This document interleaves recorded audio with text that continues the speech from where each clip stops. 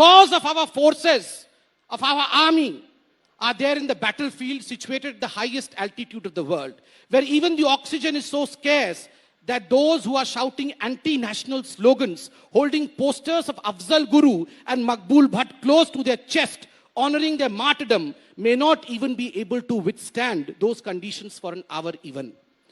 जो लोग एक घंटे के लिए सियाचिन में खड़े नहीं हो सकते हैं, वो लोग देश के आर्मी के खिलाफ, देश की स्वतंत्रता के खिलाफ आंदोलन लगाए। और मैं आपसे पूछता हूं, आपका पॉइंट आ गया, ऐसे लोगों को हिंदुस्तान हीरो बनाएगा? आपका पॉइंट आ गया। ऐसे लोगों को हिंदुस्तान हीरो बनाएगा? मैं हिंदुस्तान से ये सवाल पूछता हूं। देश के टुकड़े होंगे इंशाअल्लाह, हिंदुस्तान तय कर लेगा। India is a country without a post office. Afzal Guru तेरे कातिल जिंदा है, हम शर्मिंदा है। और यह व्यक्ति यहाँ बैठ के हिंदुस्तान से सवाल पूछेगा, यह व्यक्ति हिंदुस्तान से सवाल पूछेगा और यहाँ हमें बोलेगा कि तुम्हारे घर से कोई मरा नहीं। भैया, संबित जी आपका पॉइंट हो गया। शहीद हुआ संबित जी आपका पॉइंट हो गया। संबित जी आपका पॉइंट हो गया। संबित जी, कि आपके घर से शहादत के संबित जी आपका पॉइंट हो गया। आपने शहादत को समझा नहीं। और ये दुख की विषय है कि देश में ऐसे लोगों को हम हीरो बनाने की कोशिश करते हैं। भारत तेरे टुकड़े होंगे इंशाअल्लाह। India should think as to how India has become what it is. हम कैसे भारत बने हैं, भारत को सोचना होगा। सैकड़ों लोगों की जान गई है, हमारे आर्मी मरती है और ये लोग हीरो बनते हैं। संबित जी इसी पर चर्चा करने आए हैं यहाँ पे। जो मरता है सियाचिन में, संबित जी इसी पर चर्चा करने आए हैं। संबित जी इसी पर चर्चा बोले किसने अफजल गुरु को फांसी दी? संबित जी सुप्रीम कोर्ट के जज जिंदा है, इनको शर्मिंदा है। अब ये हुजूर मत करिए, सुनिए, सुप्रीम कोर्ट के जज जिंदा हैं, इनको शर्मिंदा है, ये शर्मिंदा है। हम जोर से बोले और बोलिए, और तेज बोले, और तेज बोलिए। मगर आज मैं यहाँ आपको एक्सपोज करके नंगा करके जाऊंगा कि ऐसे लोग हिंदुस्तान में हीरो बनने लायक नहीं है। इनसे बात तो कर लें, इनसे बात। अब हम बोल लेते हैं, पूरा कोर्ट का पढ़ूंगा आज। जोर से चिल्लाने से बात सच नहीं हो जाती। तो आराम से बोलिए ना। दूसरी बात ये कह रहे हैं कि हिंदुस्तान में लोग शहीद हो रहे हैं, तो यही हम सवाल पूछ ले, आपके घर से कोई शहीद हुआ, बुरा मान गए तो कोर्ट मेरे घर से शहीद हुआ? अरे चार्जशीट पे बोल नहीं रहे हैं कोई। अरे भाई, इनको तो ये कोर्ट गलत है क्या? आगे कोर्ट ने क्या कहा है सुना है? मैं आपको इन्फेक्शन चोर से इन्फेक्शन, ये इन्फेक्शन है समाज में। ये कोर्ट कहती है कि ये इन्फेक्शन है, एम्पुटेशन होना चाहिए। जवाब देंगे, ये चुप रहेंगे 2 मिनट के तब तो। बोलिए ना। इतना जोर जोर से बोल के तो बन गए एजेंसी के डायरेक्टर। आपको संसदीय का टिकट चाहिए? डायरेक्टर नहीं बने हैं, कि आपको मंत्री बनना है? जवाब तो दिलने सुन लीजिए भैया, चाइना से करोड़ की रुपया नहीं लेते हैं, ये चाइनीज एजेंट हम नहीं है भैया। मैं अपने देश का खाता हूँ और देश के लिए मरूंगा। चाइना के लिए कम से कम देश का नहीं करते, तो देश का है नहीं करते हैं कि मोदी करते हैं। अफजल गुरु करते हैं, मैं मोदी करता हूँ, क्या मुश्किल है? कम से कम अफजल गुरु तो नहीं कर रहा हूँ। अरे मकबूल भट्ट आपका हीरो है, मोदी मेरा हीरो है। मोदी मेरा हीरो है, अफजल आपका हीरो है, कौन बड़ा हीरो है? तो मैं जेल में क्यों नहीं हूँ, ये सवाल मैं आपसे पूछ रहा हूँ। चार्जशीट क्यों नहीं? जेल में थे, इंटरिम बेल पे बाहर हो ना, बेल पे बाहर होके ये लोग हीरो बन रहे हैं। चार्जशीट कब होगा? इनको हीरो बना रहा है दिल्ली पुलिस से पूछेगी चार्जशीट कब होगा? सवाल है भाई साहब, जिसको कोर्ट ने इन्फेक्शन कहा, इंडियन आर्मी को रेपिस्ट कहती है, मकबूल भट्ट और अफजल गुरु मेरा आपसे सवाल है, हीरो मानेगी? संबित जी मेरा आपसे सवाल है, एक सवाल का जवाब नहीं देंगे ना, ये कोर्ट में चल रहा है, ठीक है। मेरा सवाल यहां से शुरू हुआ था कि आप कह रहे हैं कन्हैया कुमार नहीं बनने चाहिए। कन्हैया कुमार को कन्हैया कुमार बनाया किसने? वो गलती उस केस को हैंडल करने में आपकी पार्टी की सरकार से हुई या नहीं हुई? कन्हैया कुमार को कन्हैया कुमार बनाया किसने? चार्जशीट क्यों नहीं हुआ? सिर्फ इस पे बोल दीजिए। 18 महीना हो गया है, 2010 चार्जशीट क्यों नहीं हुआ? चिंता मत करिए ना, प्रोसीडिंग चल रहे हैं ना। क्या होता है? अच्छे दिन है, क्या होता अच्छे दिन है, आ रहे हैं, दिखाई नहीं दे रहे हैं। आपके बुरे दिन आएंगे, चिंता मत करिए। आप इंडियन आर्मी को इस प्रकार कोसेंगे तो जिस दिन इंडिया की आर्मी जवाब देगी ना पाकिस्तान को, उस दिन आपके बुरे दिन आएंगे। एक बार जब सर्जिकल स्ट्राइक होता है तब इनके बुरे दिन आते हैं। जब म्यांमार में आर्मी घुस के इंसर्जेंट्स को मारती है, इनके बुरे दिन हैं। अरे ये तो वो लोग हैं जो 2010 में 2010 में दंतेवाड़ा में 76 जवान शहीद हुए, कार्यक्रम से 76 जवान शहीद हुए। उसका जवाब इनके पास नहीं है। शहीद की बेटी को मुख्यमंत्री के कार्यक्रम से उठा करके फेंकवा दिया गया, उसका जवाब इसका इनके जवाब पास मैं नहीं देता है। हूं ना। मैं शहीद मैं के देता हूं। परिवार से आता हूं, मैं देता हूं। नकली न्यूज के आधार पर ये मैं मुझे देता एंटी हूं। आर्मी बोल रहे हैं। ये वही व्यक्ति है ये ना अफजल गुरु कह रहे हैं जिन्होंने कि नारा कांग्रेस के लगाया साथ गया, मिलकर कहा था लेकिन अभी गुजरात तक से जो कोई है, आर्मी में अभी नहीं तक जाता। चार्जशीट फाइल नहीं हुआ, ये इसका वही जवाब लोग इनके है ना पास नहीं है। जिन्होंने कहा था गुजरात देखिए। से कोई शहीद नहीं होता, गुजरात से लोग आर्मी में नहीं जाते हैं। इन्होंने काउंट कब मांगा कहा था ना था? गुजरात। आप और अरे कब कहा था? आपके राहुल गांधी ने कहा था। हमारे भैया, राहुल गांधी आपके कौन है? अखिलेश भैया ने कहा था साइकिल हमारे पे बैठ के। हमारे अखिलेश भैया है तो मोदी जी आपके चचा हैं क्या? मेरे चाचा नहीं, तो कौन है? इस देश के बाप हैं। कौन है? प्राइम मिनिस्टर आपके है। बाप होंगे, इस देश के बाप नहीं है। आपके बिल्कुल बाप है। होंगे, हमारे बाप नहीं है। आपके- देश के बाप नहीं है, आपके बाप होंगे कि आपको ओएनजीसी का डायरेक्टर बना दिए आपके हैं। पिता तो चाइना ठीक में है, है। ये किसी और को देखिए बोलिएगा। देखिए देखिए देखिए ये सब भाषा देखिए, मत बोलिए कि देखिए, राहुल जी आपके भैया हैं, तो क्या हो गया? अखिलेश जी भैया आपके होने से हैं, अखिलेश होने तो मोदी से जी आपके और पापा हैं। ये तो यही बात आप किस बोल रहे हैं। प्रकार की आप भाषा यही का भाषा प्रयोग, बोल रहे हैं, किस आपको यही प्रकार की सुनना भाषा आता का है। प्रयोग आप देखिए। आपकी उम्र राहुल ज्यादा है और गांधी आप जी एक ने और नौजवान को- अखिलेश क्या आप एक नौजवान नौजवान को कौन बता सा रहे हैं कि नौजवान? वो जोश में ये आकर कुछ बोले। जेएनयू में परमानेंट 50 साल तक नौजवान रहते हैं ये लोग। वाह, वाह, क्या बात 50 है। साल तक ये लोग क्या थेसिस बात करते है? रहेंगे। क्या बात है? बात? MBBS किए हैं। अरे देश के अरे पैसे MBBS से किए हैं। जेएनयू में पूछिए बैठ के कितना साल लगता 50 है साल MBBS तक करने में? ये नौजवान रहते हैं। MBBS खैर, करने में दूसरी कितना बात साल लगा है? मैं सिर्फ इतना पूछना अरे चाहता MBBS हूं करने में कि कितना साल आप लगा है? लोगों ने बताइए जनता को, हम कहा आपसे पूछ रहे हैं। आप लोगों ने कहा कि MBBS गुजरात से करने में कितना साल गुजरात लगता से है? एक बार कोई पूछिए शहीद नहीं संबित जी होता। से, डॉक्टरी मैं पढ़ने में आज कितना साल आज लगता है? गुजरातियों से पूछता हूं एक सवाल का क्या जवाब ये लोग दीजिए। ठीक पूछ रहे थे? इन्होंने सुनिए ना। कहा नहीं गुजरात से कन्हैया कितने कुमार लोग शहीद होते हैं ये इसका संबित हिसाब दिया जी जाए। संबित जी राहुल गांधी अरे का सवाल अभी गुजरात आने से ही कोई वो हम शहीद कांग्रेस से नहीं पूछ होता। लेंगे, पूछिए वो कांग्रेस से इनसे पूछ कि लेंगे। राहुल अच्छा गांधी मेरा का सवाल आपसे हमसे पूछेंगे। अच्छा मेरा एक आपसे सवाल मेरा क्योंकि बिल्कुल, आप पूछिए। मैं इतिहास पे बात करना चाह रहा था। ये बोले कि हम आपको नंगा करके जाएंगे। अच्छा साहब, सुनिए हम तो- मेरे हम मेरे तो मेरे कपड़ा मेरा पहन आपसे के आए सवाल हैं, अपने नहीं, बारे में आप कन्हैया कोई जी, नहीं बताइए। कन्हैया जी, आप मेरा मकबूल आपसे भट्ट का सवाल। सपोर्ट कन्हैया जी- करिए, आप अफजल गुरु का सपोर्ट अच्छा, सुनिए। करिए, आपको आप हम कन्हैया मना जी- नहीं करेंगे, का आप सपोर्ट already करिए, नंगा हैं, इसलिए हम कोई आपको चिंता मना नहीं नहीं करेंगे। अगर मेरा सर्जिकल आपसे स्ट्राइक सवाल करते इतिहास हैं पर। नंगे हैं तो बताइए। ऐसे ही सही। आपने जो कहा आप एक तो आरोप कि भाई इतिहास बदला जा रहा है, इतिहास तोड़ा जा रहा है, इतिहास सही किया जा रहा है, जो भी किया जा रहा है। पर इससे पहले जो इतिहास अगर था या जो भी बताया जाता था, अगर उसमें कुछ त्रुटियां थी, अगर उसको सही किया जाए तो उसमें गलत क्या है? आपने भी बहुत कुछ बोला। आपने बोला कि गोलवलकर साहब मुसोलिनी के साथ पास गए, गलत था, फैक्ट गलत था। इसी तरह से बातें बोल बोल के कई और चीजें अभी तक इतिहास के बारे में बताई गई जो वाकई में सही नहीं है। उनको क्यों नहीं सही किया जाए? देखिए एक बात तो ये है, एक बात मैं आपके सवालों का जवाब दूं उससे पहले ये बोल देता हूं कि जब भी कहीं कोई बहस होता है, अगर वो एक मुद्दे पे हो तो उस पर अपनी राय रखी जा सकती है।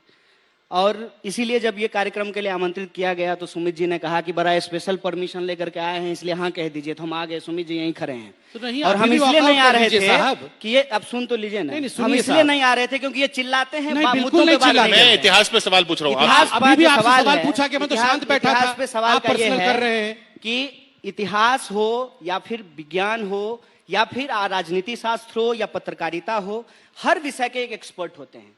उस विषय पे वो रिसर्च करते हैं, खोज करते हैं और समाज को एक नया ज्ञान, नई धारणा, नया कॉन्सेप्ट देते हैं।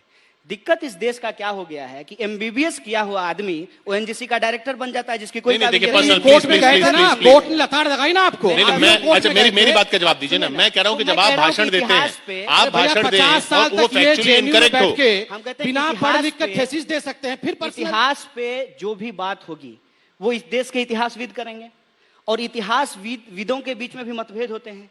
इतिहास लेखन की अलग अलग पद्धति होती है।